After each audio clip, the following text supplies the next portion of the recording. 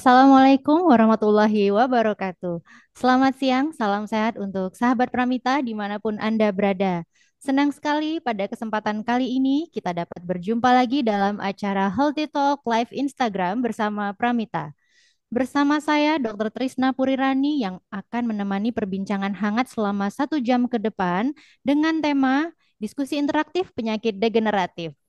Tentu saja pada kesempatan kali ini saya tidak sendiri, saya ditemani oleh Dr. Krisma Kurnia, SPPD Finasim Aifoka yang sudah hadir di sini. Beliau adalah dokter internis, endoskopis, clinical exercise physiologist yang sudah berpengalaman. Mari kita sapa dulu. Selamat siang, Dokter Krisma. Selamat siang, Dr. Trisna. Apa kabarnya, Dok? Luar biasa, dok. Alhamdulillah luar biasa ya, Dok. Baik, saya ingatkan kepada sahabat Pramita untuk tetap bersama kami selama 1 jam ke depan, karena selain kita akan belajar bersama, nantinya di akhir acara akan ada hadiah menarik untuk dua sahabat Pramita terpilih yang mendapatkan e-voucher pemeriksaan senilai Rp250.000. Baik sahabat Pramita, tanpa berlama-lama lagi kita akan segera mengupas tuntas tentang penyakit degeneratif. Tetapi sebelum itu akan ada pengantar singkat yang akan disampaikan oleh Dokter Krisma. Monggo dokter, waktu dan tempat saya persilahkan. Baik, terima kasih, Dr. Trisna. Selamat pagi, Bapak Ibu, sahabat Pramita. Salam sehat, salam sejahtera buat kita semua. Jadi pada siang hari ini saya diberi kepercayaan oleh Laboratorium Pramita Yogyakarta untuk memaparkan topik tentang penyakit degeneratif, di mana penyakit degeneratif ini sangat sering kasusnya yang dialami oleh setiap orang. Jadi apa yang dimaksud dengan penyakit degeneratif? Mungkin Bapak Ibu sahabat Pramita bertanya-tanya. Jadi penyakit degeneratif itu adalah suatu kondisi kesehatan di mana organ atau jaringan tubuh itu mengalami penurunan fungsi secara perlahan dengan berjalannya waktu. Karena kita sebagai individu, kita setiap tahun bertambah usia. Jadi kita semakin tua. Jadi organ-organ tubuhnya mengalami penurunan fungsi. Kemudian apa saja sih yang menjadi faktor penyebab atau pemicu terjadinya suatu penyakit degeneratif? Yang pertama adalah pola makan yang tidak sehat. Kemudian yang kedua adalah kurangnya aktivitas atau olahraga. Yang ketiga adalah lifestyle kebiasaan hidup seperti merokok, minum alkohol, kemudian tidur terlalu malam dan sebagainya. Dan juga yang terpenting adalah adanya suatu stres, terutama stres yang berkepanjangan. Jadi Bapak Ibu sahabat Pramita, itu di dalam kita melakukan kegiatan sehari-hari, kita tahu bahwa kita akan mengalami suatu kondisi psikologis, yaitu stres. Dan itu menjadi bagian yang tidak terpisahkan dari aktivitas hidup kita. Jadi, kalau Bapak Ibu sahabat Pramita bisa memanajemen tingkat stresnya, maka hal itu akan menjadi sesuatu yang baik-baik saja terhadap tubuh kita. Kemudian gaya hidup yang buruk ini yang sering dilakukan sejak muda itu bisa membuat penyakit degeneratif ini muncul lebih cepat daripada usia yang seharusnya menderita penyakit ini. Jadi usia penyakit degeneratif ini dimulai sejak usia 40 tahun ke atas.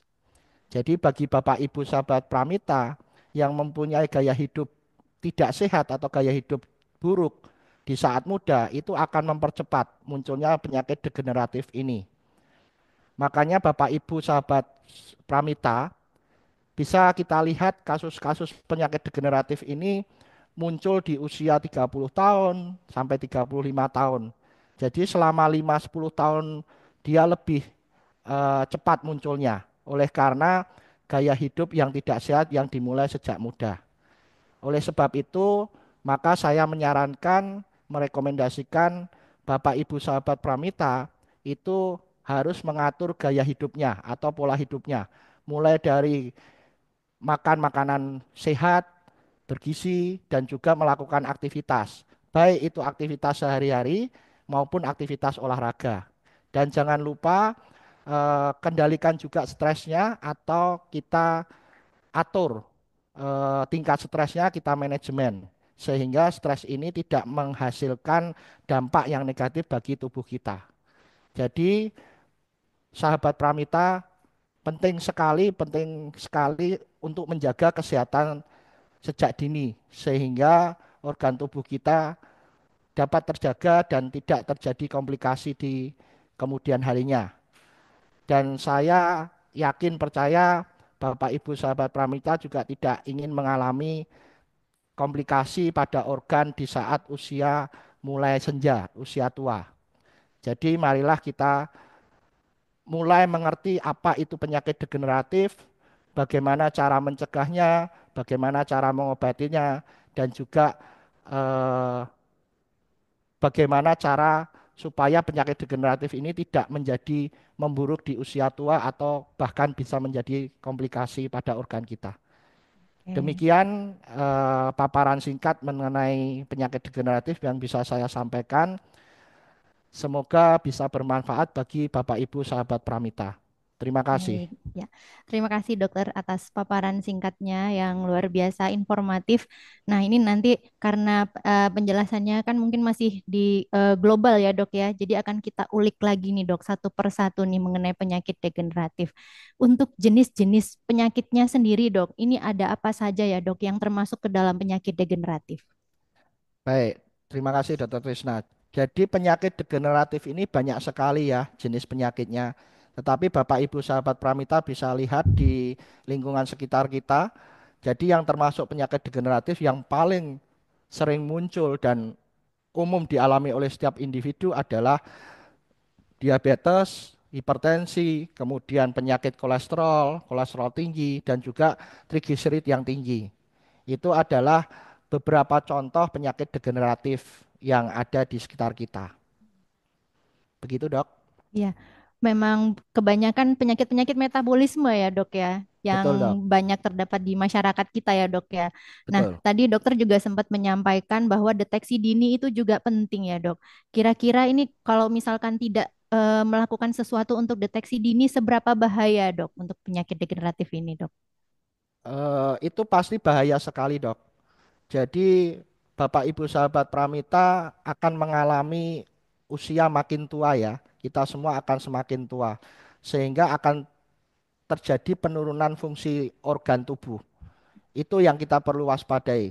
Jadi fungsi metabolisme tubuhnya pun juga akan berkurang dan menurun. Sehingga yang menjadi pemicu itu adalah dari gaya hidup.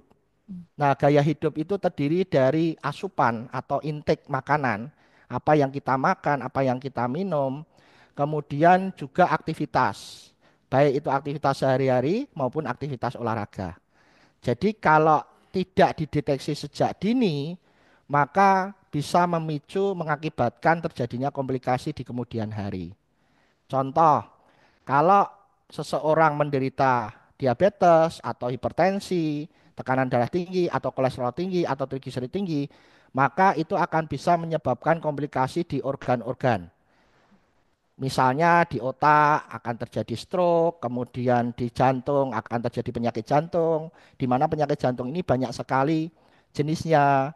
Ya mungkin Bapak Ibu sahabat Pramita tahu yang namanya serangan jantung, kemudian adanya proses penyumbatan pembuluh darah jantung yang kemudian dipasang stent atau ring, kemudian terjadi suatu bypass jantung dan sebagainya. Kemudian kita melihat dari ginjal, akan bisa terjadi gagal ginjal yang perlu memerlukan cuci darah minimal seminggu 2 kali gitu ya. Kemudian kita lihat dari ekstremitas atau dari anggota gerak tubuh. Ada pasien-pasien diabetes yang terjadi amputasi, baik itu amputasi jari maupun amputasi kaki. Jadi melihat komplikasi seperti itu, maka sebegitu mengerikannya komplikasi ini yang memang disebabkan oleh penyakit-penyakit degeneratif. Seperti itu, Dok. Baik. Iya. Nah, itu ya sahabat Pramita, ternyata untuk mengenali atau mendeteksi sejak dini itu sangat penting karena kalau misalkan tidak terdeteksi, khawatirnya nanti di kemudian hari akan terjadi hal-hal yang lebih serius, komplikasi yang lebih serius lagi yang nantinya susah juga untuk penanganannya ya, Dok ya. Betul, Nah, betul. kemudian tadi dokter juga sempat menyampaikan bahwa memang degeneratif berhubungan dengan proses penuaan, tetapi tidak menutup kemungkinan di usia muda pun juga bisa mengalami penyakit degeneratif. Nah, ini pasti kaitannya kan dengan faktor resiko ya, Dok. Faktor resikonya apa saja, Dok, yang bisa menyebabkan seseorang itu mengalami penyakit degeneratif? Baik. Jadi faktor resiko itu banyak sekali ya. Ada multiple faktor. Jadi selain usia, yang pasti usia lebih dari 40 tahun atau usia sama dengan 40 tahun. Kemudian yang kedua adalah pasti gaya hidup. Jadi gaya hidup itu tadi kurangnya aktivitas, kurangnya olahraga, kemudian merokok, minum minuman alkohol dan sebagainya. Kemudian yang ketiga adalah obesitas atau overweight. Jadi Bapak Ibu sahabat Pramita hati-hati. Sekarang kasus obesitas overweight banyak sekali. Jadi dari sejak mulai usia dini, usia anak kecil sudah mulai banyak yang obesitas atau overweight. Jadi itu bisa memicu terjadinya suatu penyakit degeneratif. Kemudian juga bisa disebabkan oleh karena adanya suatu asupan. Jadi asupan makanan yang tidak seimbang, yang mungkin high karbo, high fat, kemudian aktivitasnya malah justru rendah. Jadi itu bisa memicu penyakit degeneratif ini. Seperti itu, Oke, Dok. ya. Berarti ada faktor resiko yang tidak bisa diubah, misalnya dari usia dan genetik ya, Dok ya. Dan ada Betul, juga faktor resiko yang bisa kita ubah mungkin dari segi pola hidup atau lifestyle ya, Dok. betul, Nah, Dok. gimana dengan kondisi mental sendiri, Dok, kesehatan mental? Mengingatkan isu kesehatan mental kan pada saat ini kan memang sering ya diperbincangkan. Apakah kondisi stres ini juga bisa berpengaruh atau menjadi faktor resiko terjadinya penyakit degeneratif? Baik. Jadi penyakit degeneratif itu seperti yang saya katakan tadi faktornya tidak cuma hanya faktor fisik tetapi juga Mm-mm. faktor psikologis. Psikologis yang kita bicarakan di ini adalah yang paling mudah dipahami oleh Bapak Ibu sahabat Pramita adalah stres, gitu ya. Walaupun penyakit stres ini banyak macamnya dan memang tingkatnya adalah ringan, sedang, berat. Intinya bahwa seseorang yang mengalami stres, maka tubuhnya akan merespon bagian dari stres itu dengan cara apa? Dia akan memberikan suatu peradangan atau istilahnya adalah inflamasi. Peradangan di sini bukan suatu infeksi yang disebabkan oleh bakteri, virus, jamur, amuba, parasit dan sebagainya. Tetapi peradangan atau inflamasi ini memang karena adanya suatu zat yang dilepaskan oleh tubuh, organ-organ tubuh dalam rangka untuk melawan tingkat stres ini. Nah, zatnya ini kita sebut sebagai suatu reaksi oksidatif atau kita sebut sebagai stres oksidatif. Dan itu sangat merusak sel-sel di dalam tubuh kita. Jadi Bapak Ibu sahabat Pramita bisa melihat tuh bagaimana semengerikannya suatu reaksi oksidatif yang diakibatkan oleh stres oksidatif. Jadi di sini saya highlightnya adalah stres oksidatif ini sangat eh, buruk dampaknya terhadap kinerja sel-sel tubuh. Seperti Ya. itu, Dok. Ya. Dan itulah kenapa kita memang harus bisa mengelola stres dengan baik ya, Dok ya. Betul, Karena Dok. ternyata bisa menjadi faktor resiko penyakit degeneratif ini terutamanya.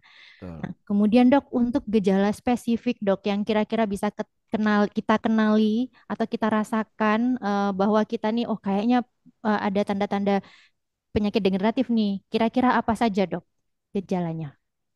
Baik, jadi penyakit degeneratif ini kan jenis penyakitnya sangat banyak. Jadi kalau kita ingin memahami gejala atau keluhan secara umum, ya itu memang agak sulit ya, karena penyakit degeneratif ini harus kita fokuskan kepada penyakit apa. Seperti kita ambil contoh misalnya diabetes, itu gejalanya pasti akan mengantuk, kemudian eh, mudah lapar gitu ya, kemudian mudah haus, kemudian penurunan berat badan yang tidak diketahui penyebabnya. Kemudian kalau hipertensi ya bisa sakit kepala atau pusing berputar atau kemudian leher kaku. Kemudian kalau kolesterol tinggi atau trigliserid tinggi, biasa kasusnya di lapangan banyak leher kaku, bahu kaku, nyeri, punggung kaku, kram pinggang, sakit kepala juga, kram kaki. Nah, seperti itu. Dan saat ada juga penyakit degeneratif yang menyerang usia lanjut, di mana penyakit itu kita sebut sebagai pengapuran, Hmm. pengapuran di tulang. Yang paling banyak biasanya ada di lutut dan di pergelangan kaki. Nah, kalau seseorang yang mengalami pengapuran di tulang, maka dia akan mengalami keluhan ya kaku pada saat sendi ini ditekuk, kemudian nyeri atau linu pada saat digerakkan, seperti itu. Nah, kenapa lutut yang menjadi sasarannya? Ya karena kita ketahui lutut ini adalah menopang 3/4 tubuh kita. Jadi hati-hati ya Bapak Ibu sahabat Pramita, bagi Bapak Ibu yang mengalami obesitas atau overweight, maka si lutut ini atau pergelangan kaki ini akan menopang berat badan Bapak Ibu seumur hidup.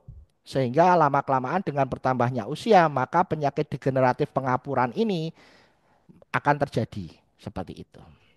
Oke, berarti gejala-gejala spesifik ini sebenarnya disesuaikan lagi dengan penyakit apa yang sedang kita alami ya dok ya. Jadi kan Ya, memang tidak bisa setiap penyakit kan punya gejala sendiri-sendiri ya dok ya. betul. Nah, kemudian dok kalau misalnya ada keluhan atau gejala-gejala yang muncul seperti yang tadi dokter Krisma contohkan, misalnya muncul di kita, kira-kira ada yang perlu kita lakukan nggak dok untuk penanganan pertama atau mungkin setelah muncul gejala itu kita harus segera ke dokter atau gimana, Dok?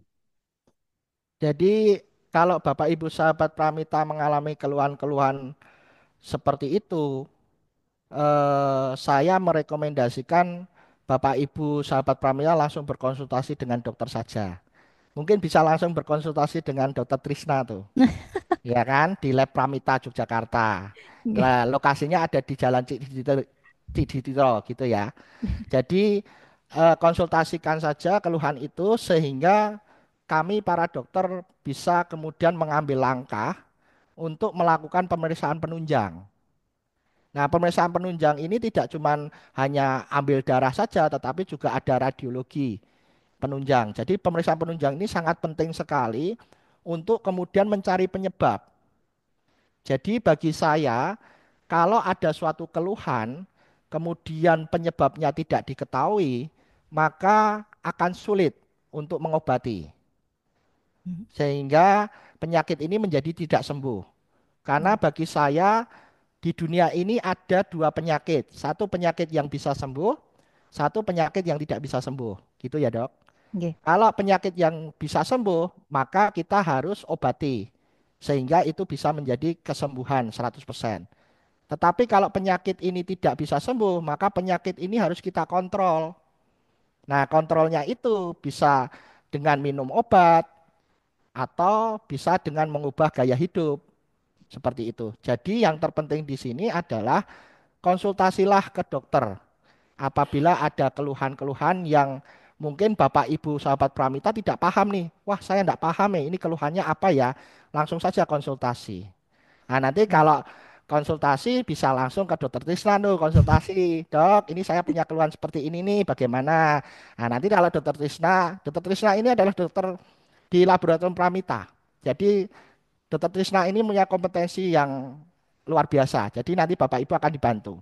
Kalau dokter Trisna bisa mengatasi itu, ya sudah. Tetapi kalau dokter Trisna tidak bisa, nah dokter Trisna akan konsultasi ke saya tuh, gitu kan, sebagai spesialis penyakit dalam. Nah, nanti kita berkolaborasi di situ, Iya. seperti itu. Dari dokter Trisna akan bertemu dengan dokter Krisma ya, Dok ya. Iya. Iya. Jadi memang Ya, penting sekali ya sahabat Pramita. Ternyata kalau kita punya gejala atau tanda-tanda yang ada yang kita rasakan yang berkaitan dengan penyakit degeneratif, jangan mengobati sendiri. Prinsipnya seperti itu ya, Dok. betul. Ya, jadi Betul. harus konsultasi lebih lanjut ke dokter supaya nanti penanganannya juga lebih tepat gitu. Nah, untuk penyakit degeneratif ini sendiri dok kan pasti bisa dicegah ya dok. Ada tindakan-tindakan preventif yang bisa kita lakukan. Nah, ada tips-tipsnya nggak dok untuk tindakan preventif? Jadi untuk mencegah penyakit degeneratif ini kita harus lihat dulu apa jenis penyakit degeneratifnya, gitu ya dok. Jadi saya ambil contoh, misalnya penyakit degeneratif dari tadi 4 penyakit, diabetes, hipertensi, kolesterol tinggi, trigliserid tinggi, itu penyakitnya tidak bisa sembuh, tetapi penyakit itu hanya bisa dikontrol. Maka pencegahannya adalah kontrollah eh, penyakit itu, kontrol tekanan darah, kontrol makannya supaya trigliserid dan lemaknya, kolesterolnya tidak tinggi, kontrol karbohidratnya supaya tidak terjadi diabetes. Perbanyaknya gerak, aktivitas, olahraga. Itu adalah pencegahan-pencegahan yang di luar obat-obatan. Tapi bisa juga dikontrol dengan obat apabila gaya hidup yang dilakukan itu mengalami kegagalan. Itu ya. Sebagai contoh lain supaya Bapak Ibu sahabat Pramita tidak bingung. Kok dari tadi membahasnya hanya 4 penyakit itu ya. Penyakit degeneratif di tulang misalnya. Itu kan ada dua yang paling sering. Satu adalah pengapuran, yang kedua adalah osteoporosis. Jadi ini yang sering disalahartikan dok. Selama saya pengalaman praktek itu di rumah sakit itu banyak yang salah arti. Jadi osteoporosis itu adalah keropos tulang. Osteoartritis itu adalah pengapuran. Nah, banyak kasus individu yang mengalami osteoartritis tapi minum vitamin D dan kalsium. Nah, itu aneh. Jadi saya akan jelaskan di sini bahwa vitamin D dan kalsium itu hanya berguna untuk osteoporosis atau keropos tulang. Jadi pencegahan osteoporosis apa? Ya konsumsi kalsium, konsumsi vitamin D dalam jumlah tinggi, gitu ya. Nah, sekarang banyak suplemen vitamin D yang sudah ada 5.000 unit atau 10.000 unit itu sehari sekali. Kemudian kalsium banyak di makanan. Kalau kurang bisa memakai suplemen kalsium. Seperti itu ya. Tapi kalau osteoartritis, penyakit ini tidak bisa sembuh kecuali dioperasi. Karena itu ada suatu taji atau penambahan tulang ya, ada pengapurannya di situ. Sehingga pencegahannya adalah ya banyak-banyaklah bergerak di persendian itu supaya si minyak sendi ini menjadi lebih banyak keluar sehingga bisa mengolesi ruang sendinya sehingga tidak terjadi suatu gesekan sehingga tidak menimbulkan nyeri atau kaku seperti itu. Ya, kalau Atau misalnya satu lagi ya dok, misalnya penyakit saraf lah. Itu kan ada yang kemudian terkait degeneratif atau usia tua itu banyak yang Parkinson, banyak yang tremor tuh, yang tangannya bergetar begini. Kemudian ada yang apa penyakit Alzheimer. Alzheimer ini seperti apa ya pikun, pikun. itu ya demensia. Nah, ini penyakit-penyakit yang memang akan muncul pada saat kita tua. Jadi pencegahannya adalah supaya kita tidak terkena Alzheimer atau kita tidak pikun, ya kita harus mengatur otak kita. Jadi otak kita ini harus kita pakai terus untuk memori, untuk menghafal, untuk menghitung. Nah, itu sehingga pada saat kita tua nanti jadi tidak pikun gitu. Ya, Nah, salah satu cara yang sampai sekarang memang saya juga sharekan ke pasien-pasien saya atau teman-teman saya, teka-teki silang, Dok. ya, setuju saya, Dok. Ya, Itu teka-teki ngasah silang otak itu banget, Dok. betul ngasah otak. Tetapi sekarang teka-teki silang mulai langka ya. Ya, Nah, itu nanti Bapak Ibu sahabat Pramita bisa ganti dengan memori jangka pendek, memori jangka panjang, kemudian menghitung ini itu gitu ya, kemudian membaca dan sebagainya, menulis dan sebagainya gitu. main puzzle juga bisa ya, Dok. Bisa main puzzle Ya, Lego gitu.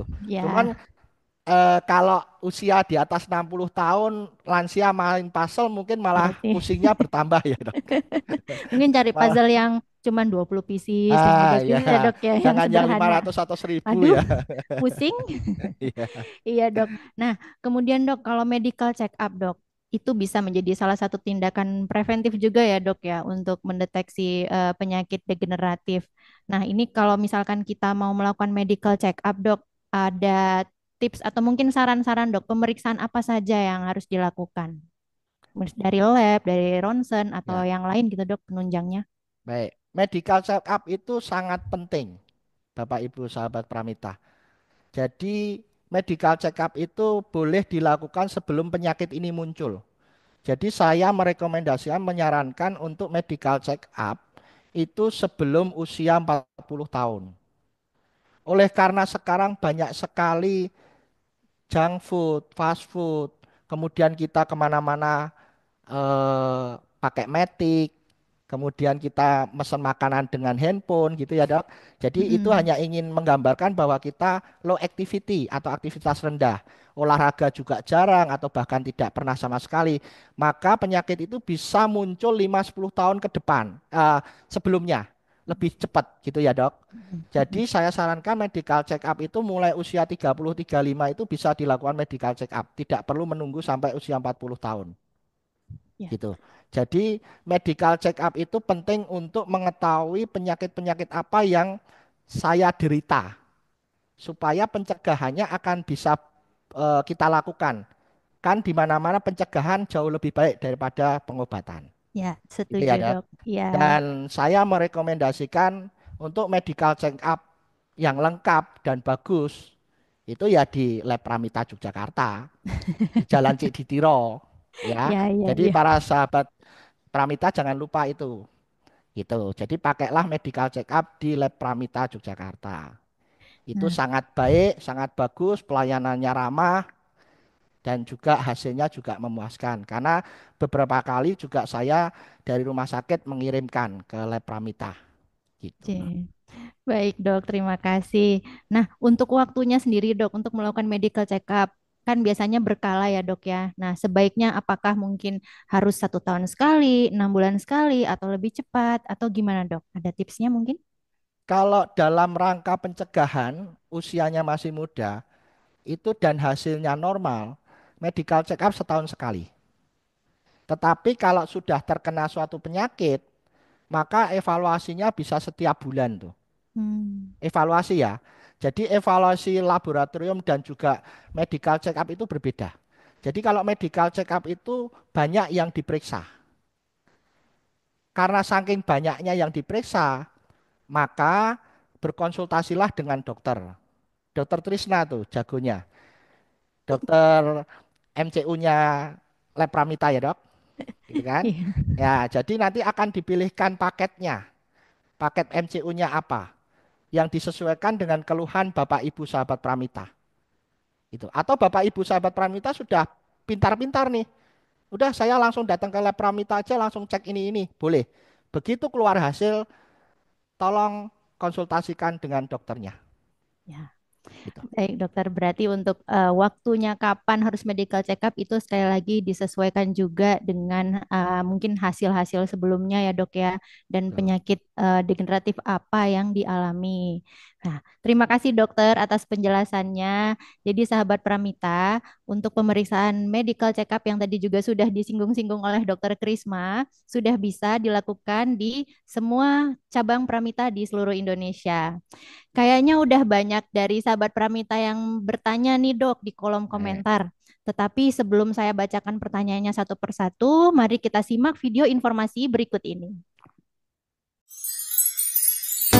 Hai sahabat Pramita, sebagai bentuk kepedulian kami terhadap kesehatan sahabat Pramita setelah libur lebaran, Pramita kembali menghadirkan promo Nasional Fit dan Bugar pasca lebaran. Manfaatkan diskon pemeriksaan 30% untuk 4 paket pemeriksaan yang dapat disesuaikan dengan kebutuhan sahabat Pramita. Termasuk pemeriksaan tambahan seperti pap smear liquid base, USG mamai, dan juga mamografi. Untuk pemeriksaan nutrigenetik, dapatkan harga spesial sebesar Rp3.900.000. Promo ini berlangsung mulai tanggal 3 sampai dengan 30 April 2025. Keterangan lebih lanjut dapat menghubungi Pramita terdekat di kota sahabat Pramita atau melalui WA Sapa Pramita di 0888 0305 7700. Fit dan Bugar pasca lebaran, hidup sehat bersama Pramita.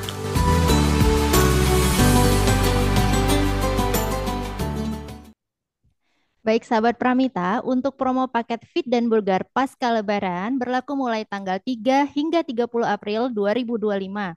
Ada diskon khusus sebesar up to 30% untuk paket sehat 1, 2, 3, dan 4. Dan ada diskon sebesar 30% untuk pemeriksaan pap smear, USG mamai, dan mamografi. Serta harga khusus untuk pemeriksaan nutrigenetik sebesar Rp3.900.000. Segera hubungi kami bisa melalui direct message atau bisa langsung hubungi Pramita di cabang terdekat Anda untuk informasi lebih lanjut. Baik, ini akan segera saya bacakan satu persatu ya, Dokter Krisma, untuk pertanyaan dari sahabat Pramita. Ini sudah Baik, banyak Dok. nih yang nanya, Dok. Baik. Pertanyaan pertama ada dari akun @Nelly Juwita. Bapak saya sudah lama menderita diabetes, kadar gulanya naik turun. Bila sudah merasa drop, setiap dicek memang SGPT, SGOT-nya di atas normal. Apakah memang ada hubungannya, Dok?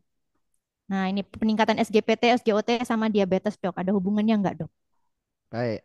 Terima kasih kepada Mbak Nelly Juwita atas pertanyaannya. Jadi itu sangat erat kaitannya, Dok. Jadi diabetes itu bisa menyebabkan komplikasi di organ. Dan kebetulan yang dialami oleh Bapak Mbak Nelly Juwita ini adalah peningkatan fungsi hati ya. Jadi kita ketahui bahwa glukosa atau gula darah ini kan berasal dari karbohidrat kompleks gitu ya. Karbohidrat kompleks yang kita makan seperti nasi, tepung digoreng gitu ya. Kemudian bakmi, bihun, jagung, sagu dan sebagainya, termasuk kue, roti dan sebagainya, maka itu akan menyebabkan trigliseridnya menjadi tinggi. Kemudian di metabolisme di dalam tubuh, kemudian akan dipecah menjadi glukosa atau karbohidrat simpleks. Nah, oleh karena trigliseridnya tinggi, gulanya tinggi, maka beban dari hatinya ini menjadi lebih berat. Nah, itu menyebabkan terjadinya fungsi hati yang lebih berat sehingga SGOT-SGPT ini meningkat. SGOT-SGPT ini adalah enzim atau zat yang memang dikeluarkan oleh hati. Jadi kalau kerjanya hati ini berat, otomatis dia ditandai dengan adanya peningkatan SGOT-SGPT. Seperti itu. Itu ya. Berarti ada hubungannya ya, Dok ya, antara Ya, diabetes sama fungsi hati ya, Dok ya. Dan betul. fungsi hati itu salah satu parameternya dinilainya dari SGOT dan SGPT. Ya, terus satu lagi di situ ada bila sudah merasa drop setiap kali dicek memang SGBT-nya di atas normal. Itu artinya bahwa salah satu keluhan yang diderita seseorang yang mengalami gangguan fungsi hati itu adalah lemes. Mm. Jadi ya, lemes atau lemah sehingga kondisinya bisa dikatakan drop. Tapi hati-hati, drop itu juga bisa disebabkan oleh karena gula darah yang rendah. Jadi Mbak Nelly harus periksa gula darahnya. Gula darah yang tinggi atau yang rendah pun akan lemas. Bedanya kalau gula darah rendah itu disertai keringat dingin. Tetapi kalau gula darah tinggi itu hanya lemes saja. Paling ditambah ngantuan atau sering mengantuk. Gitu. Oke. Ya. Baik, Dok. Kita lanjut ke pertanyaan selanjutnya, Dok. Ada dari akun @hovifahnew. Suami saya sudah lama menderita hipertensi dan rutin minum obat penurun tekanan darah. Bukankah jika minum obat darah tinggi terlalu lama bisa mengganggu ginjal? Jika tidak minum tensinya naik. Itu gimana, Dok? Nah, ini pertanyaan yang sering banget loh, Dok. Ini Ya, ditanyakan betul sama Dokter pasien. Trisna. Ya, Ya, ini gimana, banyak Dok? sekali dari pengalaman praktek Dokter Trisna, dari pengalaman praktek saya. Itu banyak sekali masyarakat Indonesia yang masih berpikir kalau saya minum obat kimia yang diberikan oleh dokter, apalagi obat ini diminum seumur hidup, maka ginjal Mm-mm. saya akan kenapa-kenapa nih. Bahkan ada yang mengatakan bahasa awamnya, ginjal saya bisa rusak, bisa bocor. Wah, itu sangat mengerikan sekali itu. Itu isu-isu seperti itu sangat mengerikan sekali yang beredar di masyarakat. Maka pada siang hari ini saya hanya ingin meluruskan kepada masyarakat Indonesia, khususnya kepada Bu Khofifah, bahwa obat kimia ini tidak merusak ginjal, tidak merusak hati. Kenapa? Karena masih dalam pengawasan dokter. Jadi bagi individu yang masih kontrol konsultasi dengan dokter, maka dokter ini akan memberikan obat kimia yang sesuai dan minimal efek sampingnya. Kalau Bu Khofifah masih merasa ragu, silahkan cek fungsi ginjalnya. Jadi suami Bu Kofifa ini kan minum obat tensi ya. Kalau sudah minum obat misalnya minimal setahun atau lebih, silahkan cek fungsi ginjalnya. Ureum kreatinin namanya. Nanti dilihat. Kalau untuk fungsi hatinya adalah SGT-SGPT. Kalau fungsi hati dan fungsi ginjalnya baik, tidak ada alasan untuk menghentikan obat tensinya, obat tekanan darah tingginya. Setelah setahun kemudian atau mungkin 2-3 tahun kemudian, silahkan cek lagi ureum kreatininnya, fungsi ginjalnya, fungsi hatinya dicek lagi. Kalau ternyata normal juga, lanjut terus. Jadi saya punya pengalaman di rumah sakit nih dok. Ada pasien saya yang sudah ada bervariasi, ada yang 5 tahun, ada yang 20 tahun, ada yang 10 tahun. Minum obat, obatnya tidak cuma satu, tapi 10 per hari. Itu ginjalnya masih baik-baik saja. Hmm. Jadi selama konsultasi dengan dokter dan dokter yang memberikan obat kimia tersebut, maka dokter itu akan memperhatikan semua aspeknya, baik dari sisi manfaat obatnya, dari sisi efek samping obatnya, maupun dari sisi interaksi obatnya. Jadi interaksi obat ini juga penting. Nah, dokter ini kan paham semuanya. Jadi silahkan konsultasi dengan dokternya. Jangan beli obat di warung atau jangan beli obat sendiri di apotek tanpa resep gitu Iya, ya. iya. Berarti memang perlu di-highlight nih ya dok, bahwa Ya, bukanlah obat sebagai penyebab dari mungkin ada masalah pada ginjalnya, tetapi ya, mungkin masalah ginjalnya itu justru karena dari perjalanan penyakit degeneratifnya itu sendiri ya dok ya. betul. Jadi pesan untuk Bu Khofifah, silahkan suami ibu tetap minum obat tekanan darah tingginya, karena kita ketahui bahwa tekanan darah tinggi ini di saat tekanan darahnya tinggi dan dinding pembuluh darah tidak kuat menahan tekanan tersebut, maka dinding pembuluh darahnya akan bisa pecah. Maka akan terjadi komplikasi, mungkin Bu Khofifah sudah tahu adanya stroke perdarahan, ada perdarahan mata, ada mimisan, perdarahan hidung dan sebagainya, gitu ya. Bahkan ada perdarahan di dalam organ perut atau eh, di organ kencing juga bisa terjadi perdarahan oleh karena tekanan darah tinggi. Jadi silahkan obatnya tetap diminum dan kalau Bu Khofifah masih takut, maka saran saya langsung suaminya dicek fungsi ginjalnya, tolong dicek ureum kreatininnya. Baik, Ya, terima kasih dokter penjelasannya. ya. Kita lanjut lagi dok ke pertanyaan berikutnya. Ini ada dari akun @nsita. Penyakit degeneratif itu biasanya paling cepat umur berapa? Bisa diputus tidak? Apakah selamanya membawa gen? Nah, ini dok. Wah, ini pertanyaannya eh, bagus ini. Ya, Dari Mbak Mbak Sita. Sita. Oke, terima kasih Mbak Sita. Jadi paling cepat ya umurnya itu tergantung individunya. Saya tidak bisa memastikan penyakit degeneratif ini muncul di usia berapa.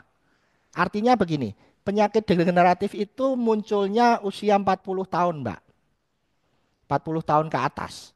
Tetapi melihat zaman sekarang di mana banyak makanan saji, cepat saji, junk food, fast food, kemudian aktivitas rendah, maka tadi saya katakan bahwa 5-10 tahun lebih cepat munculnya. Jadi penyakit degeneratif itu bisa muncul di usia 30 sampai 35 tahun. Bahkan kalau saya boleh sharing atau berbagi pengalaman, di rumah sakit saya bisa menemukan diabetes di usia 16 tahun. Dan ada diabetes juga di usia 25 tahun. Ada hipertensi di usia 21 tahun. Kenapa mereka seperti itu? Ya karena gaya hidup mereka. Jadi highlightnya, penekanannya adalah tergantung gaya hidupnya Mbak Sita. Kalau gaya hidupnya Mbak Sita ini kemudian aktivitas rendah, olahraga juga tidak, gitu ya. Mayoritas kita kan jarang olahraga nih. Tapi makanan yang enak-enak, yang karbohidrat tinggi, lemak tinggi, maka akan memicu penyakit degeneratif lebih cepat munculnya. Mungkin di usia muda langsung kena, seperti itu. Nah, kemudian bisa diputus apa enggak? Enggak bisa, karena degeneratif. Penyakit degeneratif itu artinya adalah penyakit yang memang ditandai dengan degenerasi sel-sel tubuh, degenerasi sel-sel organ tubuh. Degenerasi itu artinya mengalami kemunduran, mengalami penurunan fungsi. Sel-sel tubuh sehat ini kan akan bekerja setiap saat seumur hidup. Tetapi begitu sel-sel ini menua, maka akan terjadi suatu penurunan fungsi. Maka fungsi metabolisme tubuhnya juga menurun. Makanya mau diputus bagaimana? Tidak bisa. Kalaupun Mbak Sita rajin olahraga sekalipun, kemudian makan makanan yang sehat, tapi kan ada satu faktor yang tidak bisa dimodifikasi, yaitu usia. Mbak Sita tetap akan tua, saya akan tua, gitu ya. Jadi bukan diputus, tetapi dicegah. Jadi dicegah dengan gaya hidup sehat itu tadi. Kemudian untuk masalah genetik. Kalau penyakit genetik itu memang membawa dampak yang cukup bermakna juga untuk beberapa penyakit. Tetapi tidak semua penyakit itu berdasarkan penyakit genetik ya. Seperti contohnya penyakit diabetes, hipertensi, kolesterol, trigliserid. Itu tuh penyakit genetik. Tetapi di dalam kita beranjak dewasa, maka yang berperan adalah gaya hidup. Gaya hidup ini yang dimaksud adalah bagaimana pola makannya, bagaimana pola hidupnya, bagaimana pola aktivitasnya, bagaimana pola tidurnya, dan sebagainya. Jadi menurut saya adalah penyakit-penyakit degeneratif ini karena usia yang sangat berperan dan kita tidak bisa menolak tua, maka yang kita lakukan adalah pencegahan. Jadi untuk masalah genetika ini tidak usah terlalu dipikirkan gitu ya. Kecuali untuk kasus-kasus berat misalnya penyakit jantung bawaan, nah itu genetika. Nah, itu kita perlu pikirkan. Tetapi kalau untuk penyakit-penyakit yang seperti ini, degeneratif seperti ini, itu tidak usah terlalu pusing masalah genetika. Nanti lama-lama malah stres. Kalau stres malah tubuhnya semakin lemah gitu ya, malah semakin sakit seperti itu. Ya, Itu ya. dok. Ya, terima kasih banyak dok. Penjelasannya sangat rinci sekali ya. Semoga bisa menjawab pertanyaannya Mbak Sita tadi ya.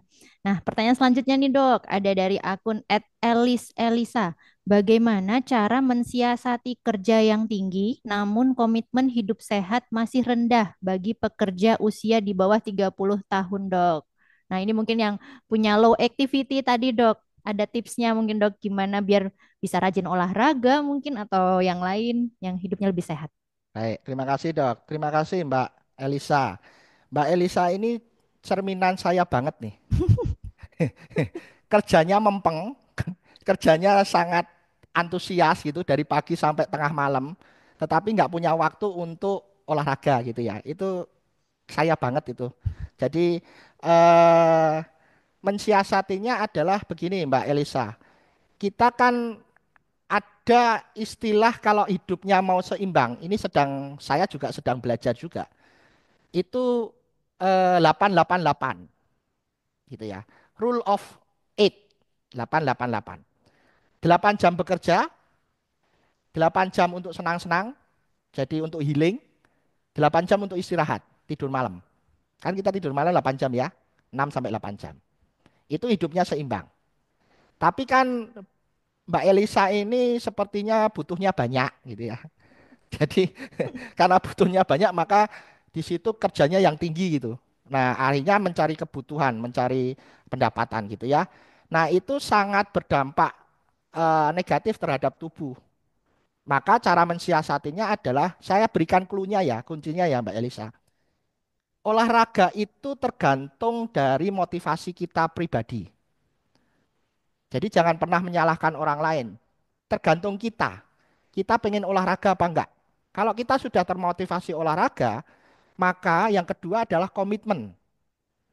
Karena ada orang yang olahraganya musiman. Sebulan berhenti, setahun berhenti. Kalau sudah mulai olahraga, tolong olahraga itu terus-menerus, seumur hidup. Makanya orang yang berhenti olahraga, maka dia akan obesitas overweight. Contoh, TNI, Polri, polisi. Kalau berhenti pensiun, gemuk ya. Gitu ya. Dan mereka melakukan kegiatan fisik itu atas arahan, atas perintah. Maksud saya, Mbak Elisa melakukan olahraga ini atas keinginan dari dalam hati, dari dalam diri. Olahraganya mudah. Silahkan olahraga aerobik saja. Jangan olahraga sport. Olahraga aerobik kita ada 6. Jalan, jogging, berlari, sepeda, berenang, senam. Jadi di luar itu adalah olahraga sport. Semakin kita tua, kalau kita olahraga sport, yang ditakutkan detak jantungnya tidak kuat. Jantungnya tidak kuat menahan detak jantung yang terlalu cepat. Maka dia akan kolaps, akan jatuh pada saat olahraga gitu ya, atau bahkan bisa meninggal. Nah, olahraga keenam jenis ini dilakukannya seminggu 3 sampai 5 kali, itu hanya memerlukan waktu 30 menit sampai 60 menit. Kalau pemula olahraganya, silahkan seminggu sekali 30 menit. Masa sih Mbak Elisa nggak punya waktu 30 menit? Nggak percaya saya. Tapi kalau benar-benar nggak ada ya Mbak Elisa, mohon maaf, mohon maaf. Ya sudah, saya tidak bisa mengatakan apa-apa. Tidak olahraga. Tapi aktivitasnya tolong terus. Karena aktivitas kantoran, aktivitas sehari-hari itu juga membakar yang namanya gula, membakar lemak, ya tahu membakar apa yang kita makan. Tolong aktivitasnya tetap berjalan. Tapi di dalam aktivitas jangan sering-sering ngemil ya. Itu masalahnya. Jadi semakin tinggi kita aktivitas, semakin ngemil. Itu salah. Jadi tolong makan berat saja, habis itu aktivitas. Itu malah justru seperti orang olahraga. Yang terpenting hanya satu kalau saya pelajari. Habis makan jangan tidur. Perhatikan, usia muda maupun usia tua, pada saat kita makan, selesai makan itu ngantuk. Apalagi kalau cuacanya mendukung, ada AC gitu ya. Gitu. Nah, jadi habis makan tidur itu yang menjadi masalah. Terjadi penumpukan dari karbohidratnya, dari lemaknya dan sebagainya. Seperti itu. Oke. Semoga bisa menjawab ya. Baik.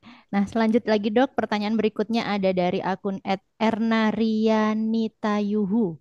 Apakah intermittent fasting termasuk metode diet yang baik untuk tubuh? Apakah ada jenis-jenis buah yang bisa meningkatkan berat badan?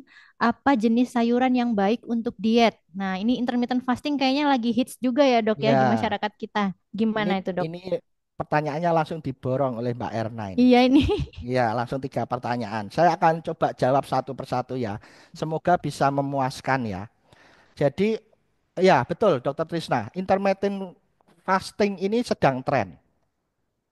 Jadi kalau menurut saya di bidang penyakit dalam, saya sebagai seorang dokter spesialis penyakit dalam, dan saya juga ahli di bidang pencernaan gitu ya. Jadi kita kembali kepada sistem awalnya. Manusia ini diciptakan ya, itu makannya kan 3 kali ya.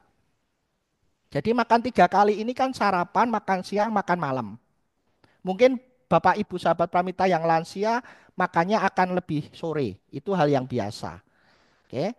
Nah, kemudian dengan intermittent fasting ini kan makannya jadi lebih sering anu ya, puasanya ya, lebih sering kosongnya ya. Jadi perut ini kosong dalam waktu yang cukup lama. Nah, kondisi ini yang menyebabkan terjadinya suatu peningkatan dari asam lambung. Jadi yang paling sering adalah peningkatan asam lambung dan juga peningkatan gas usus. Karena mereka hanya bisa terserap saat itu gas dan cairan asam lambung ini hanya bisa terserap kalau kita makan makanan yang padat. Gitu ya. Jadi dengan intermittent fasting ini adalah menurut saya bukan suatu metode diet yang baik. Kenapa? Ya karena nanti bisa kurus bisa, tapi organ dalamnya kena. Terus bagaimana dok biar supaya saya bisa langsing? Ya metodenya adalah tetap makannya tetap 3 kali. Kalau kita makan 3 kali, itu kemudian kita tidak akan ngemil. Jadi yang bahaya di sini adalah ngemil ya.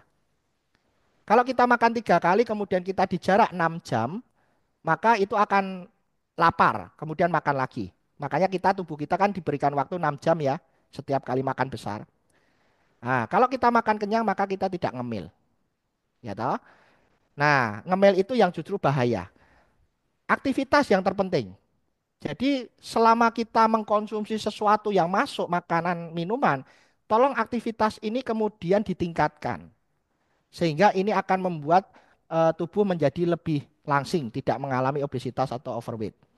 Yang kedua, Aturlah pola makannya, jenis makannya, bukan frekuensi. Saya tidak menyarankan untuk mengurangi frekuensi makan. Karena itu tidak salah, frekuensi makan 3 kali itu tidak salah. Itu sudah dari sejak awal kita lahir, kita kecil sampai kita tua, kita makan 3 kali. Ya, yang kita ubah adalah jenisnya. Jadi Mbak Elisa lihat, maka misalnya nasi putih diganti nasi merah.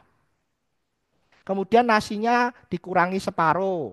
Kemudian separuhnya diisi dengan sayur. Itu jauh lebih bagus. Masalahnya nasinya dikurangi separuh, tetapi ditambahnya lauk, dok. Gorengan, kemudian tongseng gitu ya, sate kambing, Enak lotek. Nah semua itu, itu. Dok. Ya, dan karbohidrat tidak boleh double ya, apalagi triple. Jadi kalau makan nasi dengan mie, bakmi goreng, nasi indomie rebus, itu tidak boleh. Karbohidrat hanya boleh satu. Kalau karbohidratnya double, maka trigliseridnya akan tinggi. Gitu. Nah, kemudian jenis buah yang bisa meningkatkan berat badan. Wah ini. Ini untuk meningkatkan berat badan, makan tidur, Mbak. Jadi orang itu mayoritas pengennya kurus. Langsing. Ini malah ingin berat badannya naik. Itu ya. Sebetulnya ada suplemen obat yang bisa meningkatkan berat badan. Silahkan nanti Mbak Erna konsultasi dengan saya. Saya berikan obatnya. Nanti naik berat badan tuh. Percaya saya. Iya. Tapi dengan tetap makan. Nanti saya kasih obatnya itu makannya tetap enggak puasa gitu lah, repot. Jadi dengan makan, jadi menyeimbangkan antara makan dan metabolisme tubuh. Metabolisme tubuh ini diwakilin oleh aktivitas, baik olahraga maupun aktivitas sehari-hari. Jadi kalau asupan makanannya ini lebih tinggi dan aktivitasnya lebih rendah, saya jamin Mbak, pasti akan gemuk. Yang kedua, jenis sayuran nih, yang baik untuk diet. Semua sayuran bagus. Sayuran itu adalah nutrisi terpenting untuk usus besar dan usus halus. Jadi untuk saluran pencernaan itu sayuran ini mengandung serat tinggi. Maka si usus besar, usus halus ini akan berterima kasih dengan pemberian sayuran ini. Nah, yang baik apa? Jangan kangkung, jangan bayam, itu asam uratnya tinggi. Yang aman, sawi putih, sawi hijau, brokoli. Walaupun sesekali brokoli bisa bikin perut kita kembung, gitu. Nah, seperti itu. Ya. Oke, baik. Penjelasannya sangat rinci sekali ini ya, sahabat Pramita dari Dokter Krisma. Ya, ini pertanyaan-pertanyaan yang mudah-mudahan yang sudah ditanyakan bisa puas terjawab oleh Dokter Krisma. Nah, tetapi sebenarnya masih banyak nih dok pertanyaan-pertanyaan yang masuk, cuman karena keterbatasan waktu, ya mohon maaf sahabat Pramita tidak bisa saya bacakan satu persatu. Baik, sahabat Pramita, sebelum saya umumkan untuk dua sahabat Pramita terpilih yang mendapatkan e-voucher pemeriksaan senilai Rp250.000, mari kita simak video informasi berikut ini. Lebaran usai bukan berarti bisa santai-santai. Tetap jaga kesehatan dan mentalmu, apalagi pas ditanya. Daripada pusing, yuk periksakan kesehatanmu di Pramita dalam program nasional Fit dan Bugar Pasca Lebaran dengan diskon pemeriksaan 30%. Banyak pilihan paket yang dapat disesuaikan dengan kebutuhan sahabat Pramita, mulai dari paket 1, 2, 3, dan 4.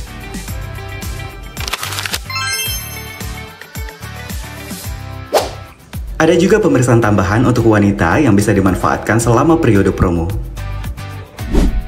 Jangan lupa pemeriksaan nutrigenetik juga ada harga khusus loh. Masih punya THR kan?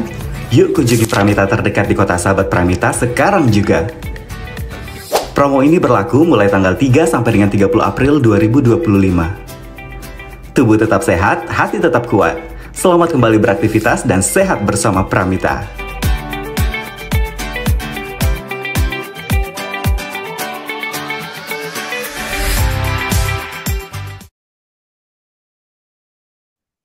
Baik, Dokter Krisma, sahabat Pramita, kita lanjut lagi nih. Nah, ini saat yang dinanti-nanti nih. Kita akan langsung membacakan siapa dua sahabat Pramita terpilih yang berhak mendapatkan e-voucher pemeriksaan senilai Rp250.000. Untuk sahabat Pramita terpilih yang pertama, yaitu oleh akun @rafinanda20. Untuk sahabat Pramita terpilih kedua yaitu oleh akun @ernarianitayuhu. Selamat kepada para sahabat Pramita terpilih. Semoga hadiahnya bermanfaat dan untuk selanjutnya nanti akan dihubungi oleh tim kami melalui DM Instagram. Baik, Dokter Krisma, sebelum kita mengakhiri perbincangan hangat ini, apakah ada pesan-pesan khusus atau closing statement, Dok, yang bisa disampaikan, Dok? Baik, terima kasih Dr. Trisna. Bapak Ibu sahabat Pramita, penyakit degeneratif itu adalah penyakit yang sangat sering muncul dan juga ditandai dengan menurunnya fungsi organ tubuh dengan berjalannya waktu atau bertambahnya usia kita. Maka saya merekomendasikan untuk Bapak Ibu sahabat Pramita melakukanlah segera medical check up untuk melihat atau mendeteksi penyakit-penyakit degeneratif apa saja yang dialami oleh individu. Dan lakukanlah segera perubahan gaya hidup, pola hidup, mulai dari mengatur makan, mengatur asupan makan, kemudian yang kedua adalah melakukan aktivitas, baik itu aktivitas sehari-hari maupun aktivitas olahraga. Dan apabila kedua eh, perubahan pola hidup itu gagal, maka lakukanlah konsultasi dengan dokter. Dan yang terpenting untuk terakhir, untuk mengetahui penyakit-penyakit apa saja itu ada paket yang namanya nutrigenomik ya dok. Ya, nutrigenetik. Nutrigenomik atau nutrigenetik. Ya, Itu betul, Bapak Dok. Ibu sahabat Pramita bisa lakukan pemeriksaan itu karena itu menyangkut semua jenis penyakit yang akan terdeteksi melalui nutrigenomik atau nutrigenetik tersebut. Jadi nutrigenomik atau nutrigenetik ini sangat-sangat bagus untuk mengetahui penyakit-penyakit lain selain penyakit-penyakit degeneratif. Demikian Baik. dok, Ya. closing statement dari saya. Terima kasih. Baik, terima kasih banyak Dokter Krisma atas pesannya yang sangat luar biasa dan ilmu yang sangat bermanfaat yang sudah dibagikan kepada kita di siang hari ini. Jadi sahabat Pramita, jangan lupa untuk selalu melakukan pengecekan kesehatan secara berkala. Dan apabila sahabat Pramita masih ragu, bisa berkonsultasi dulu dengan dokter di Pramita terdekat. Tidak terasa kita telah berada di penghujung acara.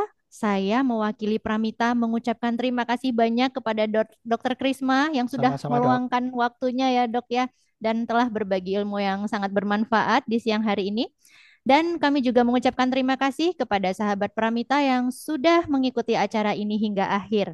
Dan jangan lupa untuk ikuti Instagram kami di @pramitalab.id karena banyak sekali informasi-informasi terupdate dari Pramita. Dan jika ada pertanyaan-pertanyaan lebih lanjut, bisa menghubungi Sapa Pramita di nomor 0888 0305 7700.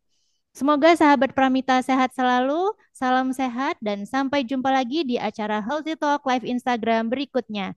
Saya akhiri, wassalamualaikum warahmatullahi wabarakatuh. Terima kasih.